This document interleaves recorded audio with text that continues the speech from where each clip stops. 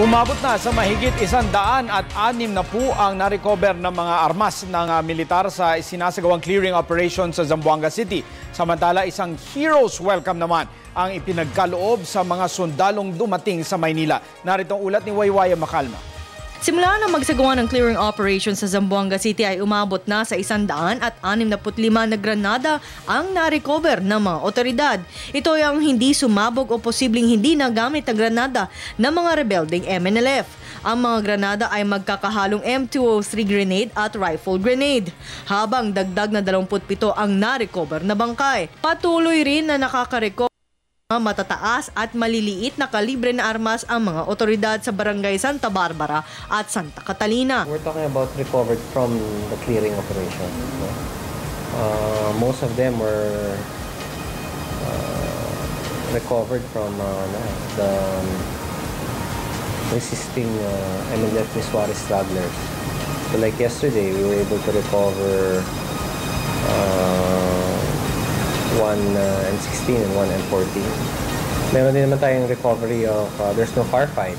Sa ngayon ay hindi pa mailalabas ang after-battle report ng AFP sa pagsalakay ng mga rebeldeng MNLF sa Zamboanga. Nakalagay sa after-battle report kung nagkaroon ng pagkukulang ang naging operasyon ng militar, salaysay ng pagkakasunod-sunod na pangyayari, rekomendasyon at iba pa.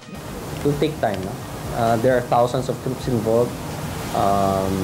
The after-battle report doesn't really mean that it's just on the portion of operations. It has logistics, communications. So it takes time for that after-battle report to be finished. After-battle report is a means for us to determine how the operations went. I cannot reveal to you exactly what's inside, but it is meant to be able for us and higher headquarters to have first is to record what transpired, second to see the lessons learned, and for the future, the way ahead, which is for planning purposes, what has transpired so that in future operations we can make the necessary adjustments. Sa kabila ng pagdeklara ng mga otoridad na natapos na ang krisis sa lungsod ng Zamboanga, ay mananatili sa red alert status ang Western Mindanao Command ng AFP. Samantala, isang hero's welcome ang ibinigay sa 260 soldado na dumating sa Maynila galing Zamboanga. Lula ng C-130, dumating dakong 3:00 ng hapon ang buong unit ng Joint Special Operations Group o JSOG.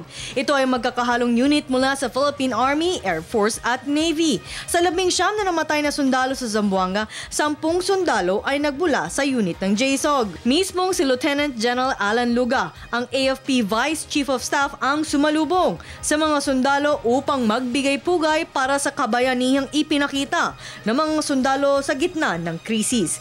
Para ng bayan, Waywaya Macalma.